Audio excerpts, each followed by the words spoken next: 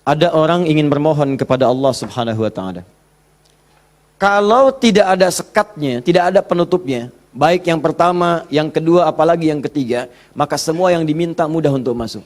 Minta spidol, masuk. Minta logam, masuk. Minta emas, masuk. Semua masuk. Tapi seringkali terjadi ada orang memohon, rasanya sulit kemudian untuk terkabul. Minta ini susah, minta ini lambat, minta ini sulit.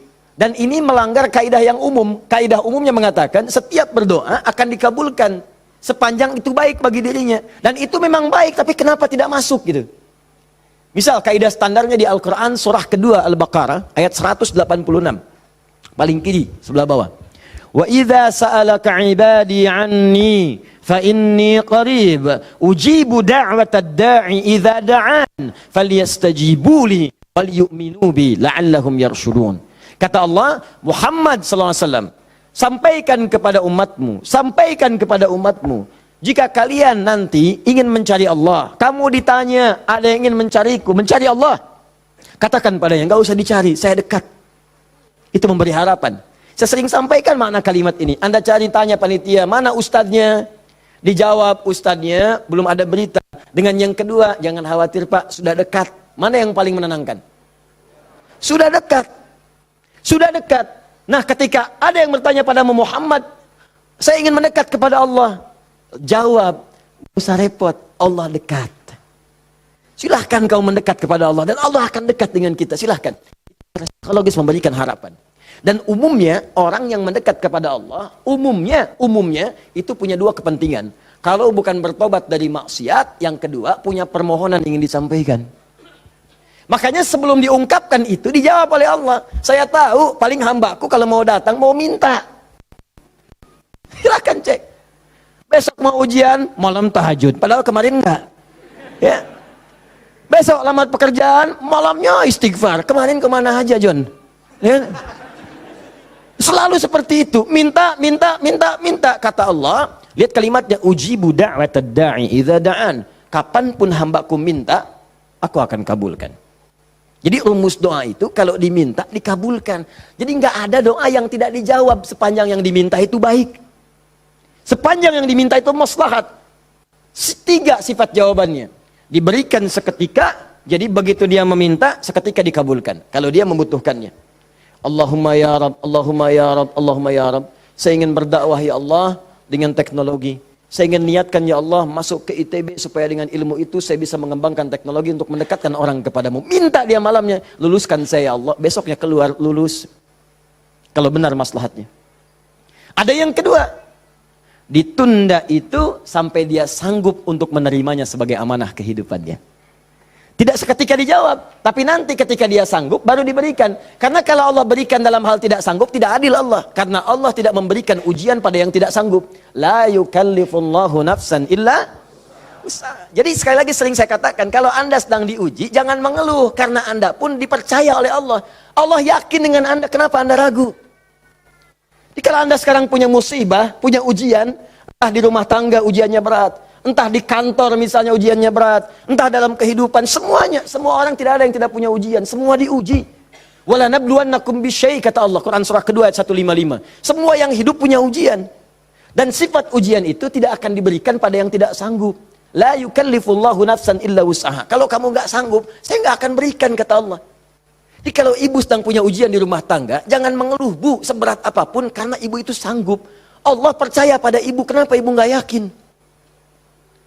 Antum punya ujian di kantor, berat rasanya Ustadz, betul memang berat, tapi Anda yang sanggup. Kalau ujian itu diberikan pada Adi Hidayat nggak sanggup. Anda hebat, kata Allah, kenapa Anda mengeluh? Ya Allah, kenapa saya? Ya Allah, ya emang kamu yang sanggup. Why me? Why not? Iya. Jadi semuanya itu ada ukurannya, nggak usah khawatir itu dengan itu semua. Ada takarannya. Ya, dan Allah itu punya sifat keadilan yang sangat luar biasa. Rizki adil, semua diberikan. Kadang-kadang itu nalar belum sanggup menalarnya. Yakin dulu iman, begitu iman hikmah datang. Kan dulu pernah saya sampaikan untuk analogi sederhana tentang cicak dan nyamuk. Masih ingat? Coba cicak, bagaimana beraktivitasnya? Merayap di mana? Dinding. Makanannya apa? Yang paling utama nyamuk. Nyamuk apa aktivitasnya? terbang, nyamuknya punya sayap, cicaknya tidak. Kan pernah saya sampaikan, kalau nyamuknya punya akal dan jenius, cicak jadi mainan. Cicak di dinding, dia dekat lampu, cicak. Ayo sini kalau berani.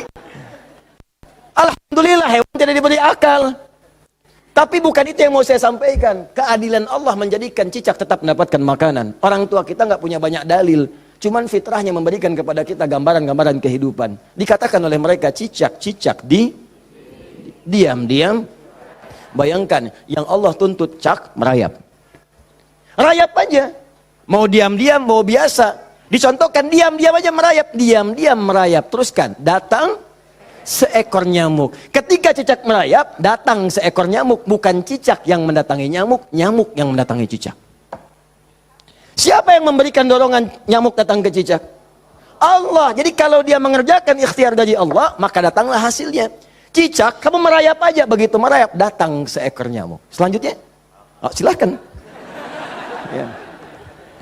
Tangkap, selesai. Itu poin yang pertama. Jadi saya ingin berikan gambaran dalam kehidupan, ada unsur keadilan yang diberikan oleh Allah Subhanahu wa Ta'ala. Jadi yang pertama tadi langsung diberikan, yang kedua ditunda dia saat sanggup menerimanya. Kalau nggak sanggup, nggak akan dikasih. Anda punya anak 5 tahun, ya, pengen minta hadiah pada Anda, bobo, motor, pengen minta motor. Anak 5 tahun pengen minta motor beneran, dibelikan nggak? Ya, Anda memang mampu. Tapi pada saat itu nanti nak ya, Bapak belikan motor yang hebat. Sekarang motor yang ini dulu, motor-motoran. Setelah itu dia siap 2 tahun, 3 tahun, 4 tahun, 10 tahun ke depan diberikanlah motor itu. Apa karena Anda tak mampu memberi? Tidak, karena dia belum siap. Anda minta sekarang, tiba-tiba 10 tahun kemudian Anda dapatkan. Cuman saat dapat Anda nggak sadar kalau itu tuh hasil doa Anda yang dulu. Itu. Kadang-kadang demikian. Anda pengen jadi dokter, ujungnya kan dokter, masuknya pengen ke UI. Tiba-tiba keterimanya di Undip misalnya. Tapi kan jadi dokter juga. Anda pengen proyek yang besar, dikerjakan sekarang, nggak dapat, doa belum terkabulkan. Tiba-tiba 10 tahun kemudian, dapat proyek yang besar, yang nilainya ternyata diakumulasikan 10 tahun ke belakang. Itu doa Anda. Kalau pengen bukti lebih dalam, betapa banyak orang tua yang berdoa sejak anaknya masih dalam kandungan. Pengen ini, pengen itu, dikabulkan setelah anaknya 20 tahun dia keluar dari kandungannya. Itu kan hasilnya. Makanya ketika anak sukses, kata Al-Quran surah ke-46 ayat ke-15, ada isyarat di sana. Kalau Anda sukses, jangan menilai dulu kesuksesan itu adalah hak Anda, kewajiban Anda, atau atas jasa Anda. Barangkali Anda cuma 30%, 70%-nya ibu yang dulu pernah menangis di keheningan malam. Ya Allah, jadikan anak saya seorang insinyur, ya Allah. Ya Allah, jadikan anak saya, ya Allah, orang yang soleh. Ya Allah, jadikan anak saya si fulan. Bapak Anda yang dulu cuma makan singkong, datangnya ke sawah, kemudian kerjakan segala rupa, ya Allah. Jadikan anak saya lebih hebat dibandingkan saya. Puluhan tahun yang lalu mereka bermohon kepada Allah, doanya terkabul ke puluhan tahun kemudian. Makanya ketika Anda berhasil, kata Al-Quran, jangan dulu merasa bangga, karena boleh jadi jasa terbesarnya jasa orang tua dulu. Makanya Ismail, perhatikan baik-baik. Ismail yang mendapatkan air zam-zamnya. Lihat. Bergerak kakinya, gerak, keluar. Tapi Anda jangan lupa, ketika Ismail kehausan, ibunya mencari air. Disimpan Ismail, dia bergerak tangan kakinya. Karena kalau anak itu sudah mulai haus baik, pasti tangan kaki itu bergerak. Tapi air nggak keluar. Kapan air keluar? Setelah Sayyidah Hajar bolak-balik. Safa Marwah bermohon kepada Allah. Positif, berdoa, minta. Ketika kemudian bagian yang terakhir ketujuh itu berada kemudian di Marwah, tiba-tiba mendengar satu percikan air keluar. Kapan air keluar? Karena jejak kaki Ismail yang menendang kemudian ke arah pasir itu, malaikat mengepakkan sayapnya. Keluarlah. Kata ibunya, zam. Zam itu artinya kumpul jangan berhenti. Kumpul jangan berhenti. Kumpul jangan berhenti. Kalau kumpul saja mungkin berhenti, ijma. Tahadda. Ini zam. Kumpul jangan berhenti. Kumpul jangan berhenti. Sampai sekarang air itu selalu berkumpul, tidak pernah berhenti. Dikenallah dengan air zam-zam. Orang kebanyakan cuma minum zam-zamnya, tapi tidak pernah mendalami kisahnya. Di situ ada bakti orang tua, di situ ada sayang kepada ibu, di situ ada cinta kepada orang tua, dan sangat luar biasa. Poin ketiga, kadang-kadang meminta sesuatu yang A diberikan B oleh Allah. Karena boleh jadi, maaf, yang dimintakan itu tidak ada maslahat untuk kita. Dalilnya Quran surah kedua ayat 216, paling kiri sebelah atas. Kutiba alaikumul qitalu wa huwa kurhul lakum. Diwajibkan bagi kalian berjihad, berperang dalam konteks perang, medan perang. Tapi ada juga konteks umum dengan rumus tafsir, al-ibratu bi umumil lafzi la bi khususis sababi. Kalau ada lafaz dalam Al-Qur'an jangan dikhususkan pada sebabnya, sepanjang konteksnya umum. Perang terbesar, perang melawan perasaan kita. Perang melawan hawa nafsu. Perang melawan negative thinking, kadang-kadang negatif kepada Allah. Kenapa saya ya Allah? Kenapa ini enggak berakhir ya Allah? Kata Allah, "Hei, asa an takrahu syai'an fahuwa khairul lakum." Boleh jadi kamu enggak suka, tapi ini yang terbaik buat kamu. Kamu kan enggak tahu kapan wafat. Bukankah kalau saya belum kabulkan kamu rajin tahajud? Kamu rajin puasa? Kamu rajin baca Al-Quran? Kamu kemana aja selama ini? Mau wafat masih sibuk dunia. Saya pengen yang terbaik untukmu sampai pulang ke akhirat. Dipaksa untuk mendapatkan itu. Kadang-kadang kamu pengen yang ini dunia, ini nggak bagus. Kamu pengen direktur, kamu maksiat banyak nanti di sana. Cukup level manager saja. Wa asa an tuhibbu syai'an fa huwa syarrul lakum. Kadang-kadang yang ideal yang dipengenkan itu enggak bagus kata Allah. Kenapa? Wallahu ya'lamu wa antum la ta'lamun. Karena Allah tahu masa depan engkau tidak. Anda punya anak 5 tahun sakit, dia kata dokter jangan makan apel. Jeruk boleh enggak, Dok? Boleh. Maka anak itu merengek, "Mama, pengen apel, pengen apel." Kata mama, "Jangan, nak, enggak bagus." "Apel." Dibelikanlah jeruk. "Ini kan jeruk, Mama." "Bukan, nak, ini jeruk rasa apel." Paham? Nah, jadi ini yang pertama, sifat doa itu kalau diminta pasti dikabulkan. Tapi ada segelintir orang yang ketika memohon ternyata tidak mendapatkan bagian itu. Apa persoalannya?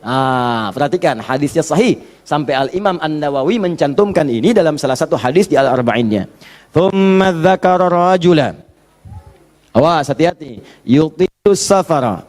Thumma dzakara rajula yutilus safara asy'atha aghbara.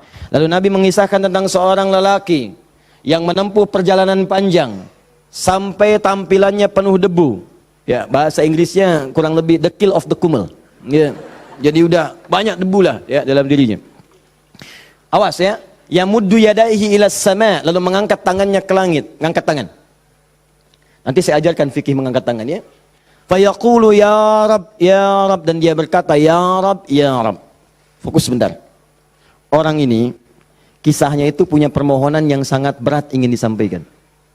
Penting permohonannya. Sangat pengen dijawab. Lalu dia melihat cara doa cepat dikabulkan. Di antaranya ada 3. Ada 3. 1, doa dalam perjalanan. Perjalanannya perjalanan pada ketaatan, bukan maksiat. Awas hati-hati, bukan perjalanan maksiat. Dan bukan jalan-jalan biasa. Awas hati-hati. Kau mau kemana? Mau ke Hawaii? Titip doa ya. Doa orang safar kan dijawab. Tuh yang umrah, yang haji, gitu kan? Ya, itu yang dimintakan. Mohon, minta. Tapi kalau yang perjalanan maksiat tidak. Bro, mau kemana? Las Vegas. Titip doa ya. Itu belum dimohon dan ditolak. Ya, belum dimohon. Jadi 1, menempuh perjalanan panjang. 2, orang yang mengangkat tangan. Jadi usahakan nanti saat berdoa itu biarkan mengangkat tangan. Nanti ada fikihnya. Ada yang cuma 1 jari misalnya, ya saat khutbah Jumat khatib ada. Ya, ada yang kemudian mengangkat tangannya, ada yang rendah, ada yang tinggi, ada yang posisi begini ada saat istisqa. Yang standar itu angkat kedua tangannya, ya sejajar dengan dadanya di sini, sejajar. Sini ya. 3, memohon didahului dengan al-asmaul husna. Memohon didahului dengan al-asmaul husna. Masih ingat yang pertama tadi apa? Safar, perjalanan jauh. 2, mengangkat tangan. 3, dibuka atau didahului dengan al-asmaul husna. Ya, awas fokus. Dalilnya apa? Langsung dari Al-Quran dan Sunnahnya. Di Al-Quran misalnya Quran surah ke-17. Sudah? Dari ayat 110-nya. Ketika Allah sampaikan, Qulid Allah awidur rahman ayyamma tad'u falahul asmaul husna. Ada? Paling kanan, agak sedikit ke tengah. Qulidu Allah. Hei, kalau kamu punya kebutuhan, panggil Allah. Panggil Allah. Bukan panggil dukun, bukan panggil paranormal, bukan panggil yang macam-macam.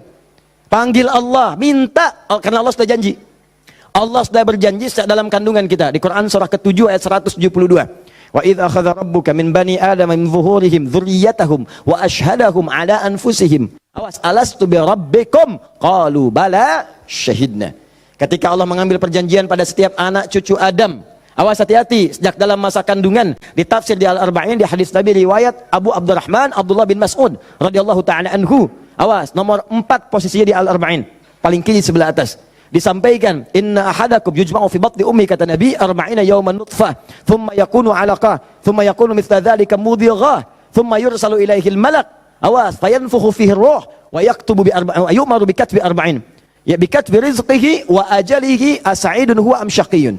Awas, hati-hati. Dalam usia 4 bulan ditiupkan nafasnya, awas, masuk ruhnya, ditiupkan ruh, bernafas dia, ditetapkanlah 4 hal, terjadilah perjanjian pada saat itu. Perjanjian pertama, alastu bi rabbikum, apakah engkau berikrar mau menjadikan aku sebagai Rabb? Siap. Apa? Kenapa menyebut Rabb? Padahal Allah bisa mengatakan begini, alastu ilahakum, alastu rahmanakum, tapi Allah mengatakan alastu bi rabbikum, bukankah aku Rabbmu? Rabb tidak disebutkan kecuali mengandung sifat rububiyah. Rububiyah itu perawatan, pengawasan, perhatian. Sifatnya yang paling pendek disebut dengan murabbi. Karena itu guru orang tua disebut murabbi. Karena orang tua memperhatikan, orang tua merawat. Kalau tanpa batas, perawatannya cepat, perhatiannya dalam, hilangkan kalimat mimnya, muncullah kalimat Rabbnya. Maka Allah disebut dengan Rabbun. Kalau kita meminta, Allah lebih cepat pemberiannya dibandingkan dengan hamba. Dan tidak ada batas. Rabbun, Rabbun, Rabbun. Makanya setiap kita minta, disebutkanlah kalimat Rabb itu. Silakan cek, setiap permintaan ada kalimat Rabbnya. Rabbana atina fid dunya hasanah wa fil akhirati hasanah wa qina adzabannar. Rabbana zalamna anfusana rabbighfirli wa liwalidayya la yukallifullahu nafsan illa laha ma wa 'alaiha mak Rabbana la tu'akhidna in nasina aw akhtana. Jadi kenapa disebutkan kata Rabb itu memberikan isyarat, seakan-akan mengatakan begini, maukah engkau berikrar menjadikan aku, bersaksi aku sebagai Tuhan, nanti yang saat engkau hidup aku akan perhatikan kau, aku akan berikan kebutuhanmu, aku akan sembuhkan kalau sakit, aku akan penuhi apa yang kau minta, akulah Rabb, dengan sifat rububiyahnya. Makanya setiap Anda minta Rabb, Rabb, Rabb, Rabb, Rabb, Rabb. Jelas? Saya kembalikan, ketika Anda memohon kepada Allah, dahulukan dengan al-asmaul husna. Qul ud'ullah, panggil Allah, minta. Kalau ada masalah minta, ya Allah, ya Allah. Maaf ya, bukan bikin status. Bukan bikin status. Diuji dengan musibah yang dibikin status. Aku tidak menduga akan seperti ini.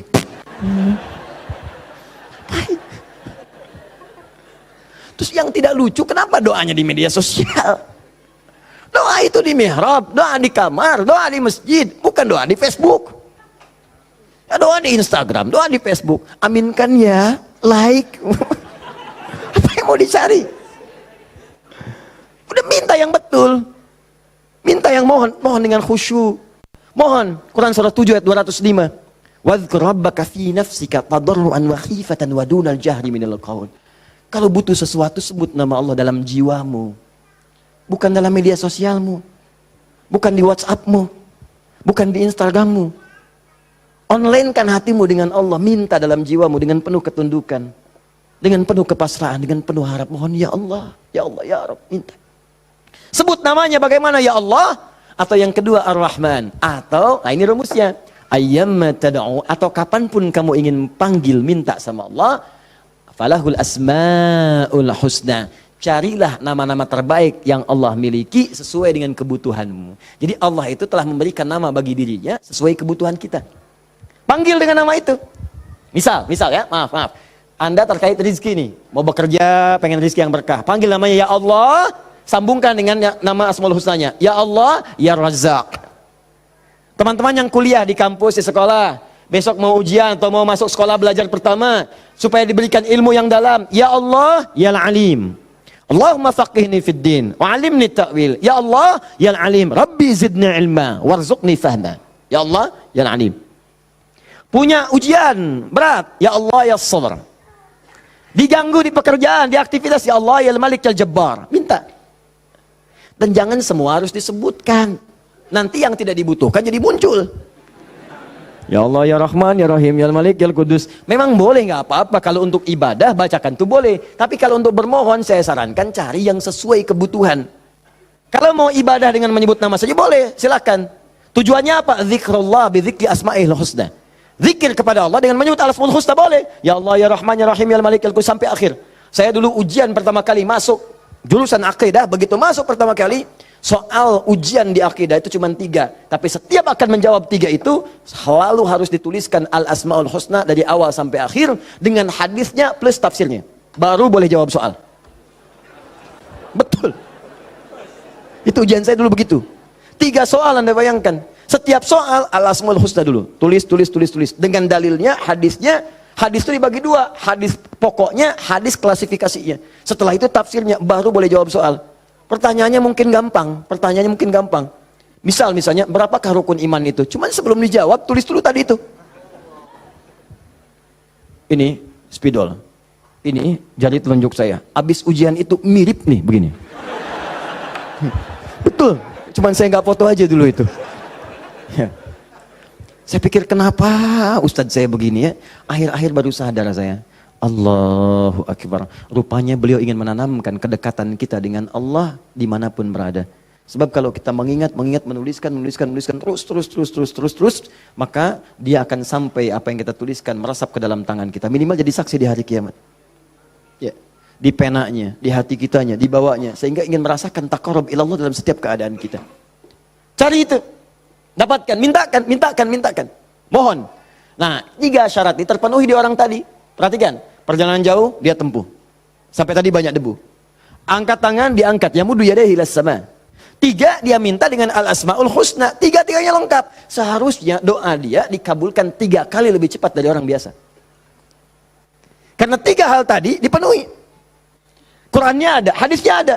Bahkan Sayyid Sabiq itu pernah menulis kitab Al-Aqaid Al-Islamiyah. Dalam bab al-asmaul husna disebutkan hadisnya populer. Hampir kalimat-kalimat tauhid di kitab-kitab hadis ada hadis ini. Seorang setelah menunaikan salat kemudian berdoa kepada Allah Subhanahu wa taala di samping Nabi sallallahu alaihi wasallam. Dia berkata, "Allahumma ya Allahul Ahad.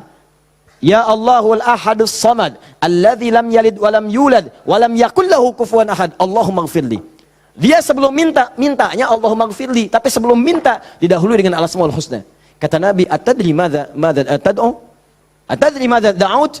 Tahukah engkau bagaimana engkau baru saja berdoa? Allah wa Rasulullah alam, saya enggak tahu ya Rasulullah maksudnya apa. Kata Nabi, "Da'utallaha bi asma'il a'zam. Idza du'iya bihi azaba wa idza su'ila biha a'ta." Engkau baru saja bermohon kepada Allah dengan menyebutkan nama-namanya yang paling dahsyat. Yang kalau engkau berdoa dengan mengawali nama-nama itu, maka semua doa akan dikabulkan, semua permintaan akan diberikan. Hadis selesai. Orang ini melakukan ketiganya. Tapi apa jawab Nabi? Allahu Akbar. Dia sudah menempuh perjalanan jauh, dia sudah mengangkat tangannya ke langit, dia menyebut ya Rab, ya Rab, ya Rab. Kata Nabi, "Anna yustajabu lidzalik." Bagaimana doamu bisa dijawab? Bahasa singkatnya, mustahil dijawab. Mintalah kamu begitu sampai kiamat kurang 2 hari. Gak akan dijawab. Dia ada orang sudah mengerjakan 3 amalan dahsyat tapi doanya gak dijawab. Kenapa dia? Allahu Akbar. Famat'amu haramun. Karena yang biasa dia makan haram. Mashrabu haramun, minumannya haram. Malbasu haramun, pakaiannya haram. Wa ghudhiya biharamin, dan sumber kehidupannya haram. Maka jadilah yang haram itu seperti sekat seperti ini. Nutuplah cawan doanya. Semakin banyak kumpul, jadilah sekatnya makin kuat begini. Jadi bukan Allah nggak ngabulkan, mau dikabulkan susah, mental terus tuh, mental. Karena masih tertutup dengan yang haram. Maka dari itu, kalau Anda banyak berdoa, padahal doa itu maslahat untuk Anda. Secara umum seharusnya dikabulkan secara umum. Tapi tiba-tiba kok aneh gitu, enggak lagi. Coba lihat, mungkin ada sekat dalam diri Anda. Mungkin ada maksiat, ada yang haram pernah dikerjakan.